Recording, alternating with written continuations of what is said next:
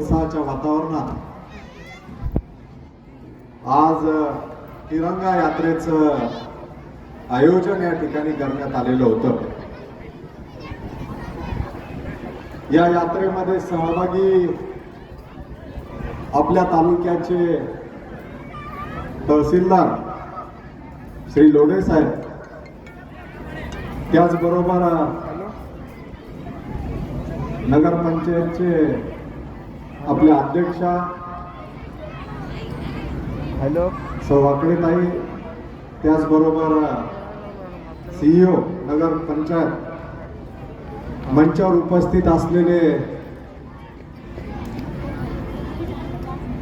या तालुक्यातील सर्व उपस्थित असलेले मान्यवर, या ठिकाणी जमलेले सर्व पालक वर्ग, नागरिक बांधव, उपस्थित असलेले आमचे सर्व पत्रकार बांधव आणि शिक्षक वृंद, त्याचबरोबर मोठ्या संख्येने जमलेले माझ्या सर्व विद्यार्थी मित्र आणि मैत्रिणींनी, सर्वात प्रथम येणाऱ्या 80व्या स्वातंत्र्य दिनाच्या मी आपल्याला मनपूर्वक अशा शुभेच्छा देतो। ज्या वेळेला आम्ही अशा प्रकारच्या कार्यक्रमांमध्ये उपस्थित असतो, आपल्या या विद्यार्थ्यांचं कोणत्या शब्दामध्ये कौतुक करावं हा आमच्या समोर प्रश्न पडतो। कारण की आपल्या या तरुणांमध्ये एवढा गुण आहे, एवढी कला आहे, मग ती सांस्कृतिक असेल, पारंपरिक असेल, हा जो काही वारसा आहे तो पुढे घेऊन जाण्याचं काम जर कोण करत असतील तर या देशाचे विद्यार्थी त्या ठिकाणी करताना आपल्याला दिसून येतात। आता आपण काय बघितलं, या बालगोपालांनी आमच्या सर्व विद्यार्थिनींनी लेझिम पथकाने लेझिम सादर केलं, मग दुसऱ्या शाळेतल्या मुलींनी केलं। आपण काय बघितलं, त्यांनी लेझिम पथकाने लेझिमचा प्रकार सादर केला आणि जागेवर बसल्या, परंतु मी बारीक ज्या वेळेला बघत होतो, या बसलेल्यांपैकी या विद्यार्थिनींपैकी दोघींचं जे लेझिम आहे त्याचा आवाजच येत नव्हता। ज्या वेळेला ती चाल घेत होते तेव्हा त्या दोघींनी बाजूच्या मुलांकडनं ते लेझिम घेतलं, ते चालू असताना, आणि मग परत आपल्या स्वतःच्या जागेवर येऊन ते सादरीकरण केलं। आता एवढ्या गोंधळामध्ये आवाज येण्याचा विषय नव्हता की ते चालू आहे का बंद आहे, पण ती समय सूचकता आणि त्याच्यासाठी दिलेलं डेडिकेशन हे खऱ्या अर्थानं नव्या भारताची चाऊल हे आपण समजून घ्यायला पाहिजे। हा कार्यक्रम वेळेवर ठरवलेला आहे, याचं काही आम्ही कोणी नियोजन दिलं होतं, मग त्याची खूप काही 8 दिवसांपूर्वी म्हणावं किंवा महिन्याभरापूर्वी तयारी असं काहीच नाही। 2-3 दिवसांपूर्वी तहसीलदार साहेबांनी आपल्या सगळ्या यंत्रणेने ठरवलं की आज आपण 15 ऑगस्ट निमित्त 80व्या स्वातंत्र्य दिनानिमित्त पदयात्रा काढायची, आणि ती सहजरित्या त्या ठिकाणी निघाली। परंतु एवढ्या कमी वेळेत आमच्या 2 भगिनींनी अतिशय चांगलं भाषण, देशाबद्दलची भावना त्या ठिकाणी व्यक्त केली। त्यापैकी एकीने इंग्लिशमध्ये केली। खऱ्या अर्थाने ग्रामीण भागामध्ये शिक्षण घेत असताना देशाबद्दलचं तिने जे प्रेम या ठिकाणी इंग्लिशमध्ये व्यक्त केलं, खरंच निश्चितपणे मनाला भारावून गेलं। तिच्यासाठी सुद्धा एक टाळ्या व्हायला पाहिजे। दुसरी विद्यार्थिनी या ठिकाणी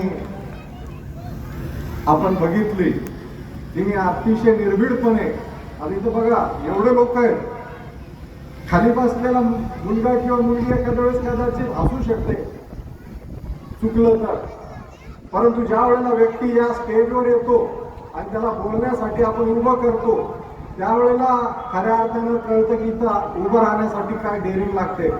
परंतु अतिशय सहजरित्या तिला त्या बाकीच्या वातावरणाशी काही देणं घेणं नाही.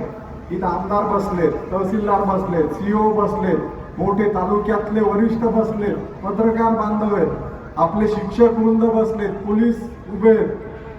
अशी काही त्यांच्या मनामध्ये भीती नाही. तर त्यांनी त्यांचं मनोगत सहजरित्या त्या ठिकाणी मांडलं. ही खऱ्या अर्थानं नव्या भारताची चाहूल आहे. हे आपण सर्वांनी समजून घ्यायला पाहिजे आणि आम्हाला तुमच्याबद्दल सर्वांना अभिमान आहे. खरं तर त्यांनी उल्लेख केला, या देशासाठी अनेकांनी आपले प्राण, आपले बलिदान त्या ठिकाणी देशासाठी अर्पण केले. मग त्यामध्ये महात्मा गांधींपासून तर महात्मा ज्योतिबा फुले असतील, त्याचबरोबर सरदार वल्लभभाई पटेल असतील, नेताजी सुभाषचंद्र बोस असतील, भगतसिंग असतील, सुखदेव असतील, अशा असंख्य व्यक्तींनी या देशासाठी त्या ठिकाणी त्याग दिलेला आहे. आणि त्यांचं स्मरण म्हणून आज निव्वळ डीजे आणि या सर्व प्रकारांच्या माध्यमातून आपल्याला हा स्वातंत्र्य दिन साजरा करायचा नाहीये, तर त्यांचे विचार आणि त्यांनी दिलेली वाट आपल्याला आपल्या डोळ्यासमोर ठेवून आपला देश कसा चांगला घडल यासाठी सर्वांनी प्रयत्न करण्याची त्या ठिकाणी गरज आहे. आज या सगळ्या वेळेवर ठरलेल्या घडामोडी होत्या, लेझिम पथक असेल, त्याच्यानंतर भाषणं असतील, परंतु खेद एका गोष्टीचं आहे, सगळं सादरीकरण मुलींनीच केलंय.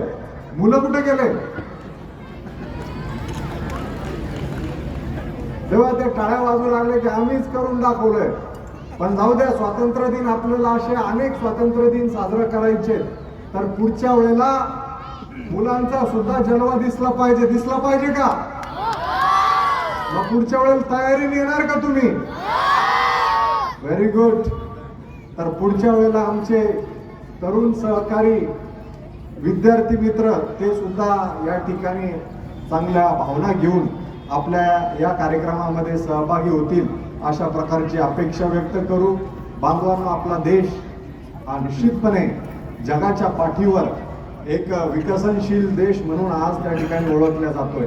आपल्या देशाचे पंतप्रधान नरेंद्रजी मोदी यांनी 2047 या 2047 पर्यंत आपल्या देशाचा जो रोडमॅप विकासाचा दिलेला आहे, यामध्ये भारत हा देश 2047 पर्यंत महाशक्ती झाल्याशिवाय राहणार नाही असा विश्वास आपल्या देशाच्या पंतप्रधानांनी व्यक्त केलेला आहे.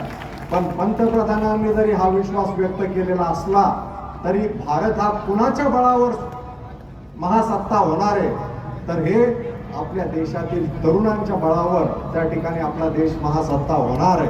आणि त्यासाठी म्हणून आपण चांगलं शिक्षण घेतलं पाहिजे. तंत्रज्ञानाचा वापर भविष्यामध्ये आपल्या सर्व विद्यार्थी मित्रांनी, विद्यार्थिनींनी त्या ठिकाणी केला पाहिजे. चांगलं शिक्षण घेऊन समाजाला आपण चांगलं काय देऊ शकतो, समाजासाठी आपण चांगलं काय करू शकतो, हे खऱ्या अर्थाने महामानवांनी आपल्याला त्या ठिकाणी सांगितलेलं आहे. आणि त्यातल्या त्यात महाराष्ट्राला छत्रपती शिवाजी महाराजांसारख्या महामानवांचा, डॉक्टर बाबासाहेब आंबेडकरांचा, लोकमान्य टिळकांचा, अहिल्यादेवी होळकरांचा वारसा आहे. त्यांचा विचार आपल्या मनामध्ये रुजलेला आहे. आणि त्यामुळं सर्व धर्म एक, आम्ही तुम्ही सर्व एक आहोत, या भावनेने आपल्याला आपल्या देशासाठी काहीतरी करायचंय, ही भावना मनामध्ये ठेवून येणारा भारत हा तुम्ही आम्ही मिळून आपण चांगला घडूया, हा हेच संकल्प आजच्या दिवशी तुम्हाला आम्हाला आपल्याला या ठिकाणी करायचा आहे.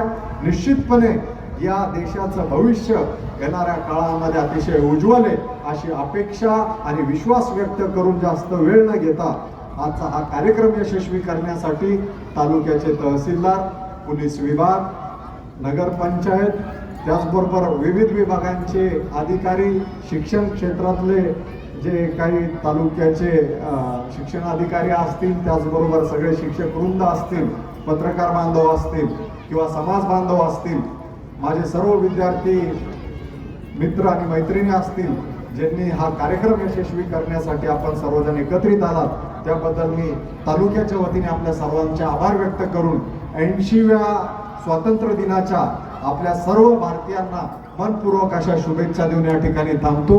धन्यवाद. जय हिंद, जय महाराष्ट्र.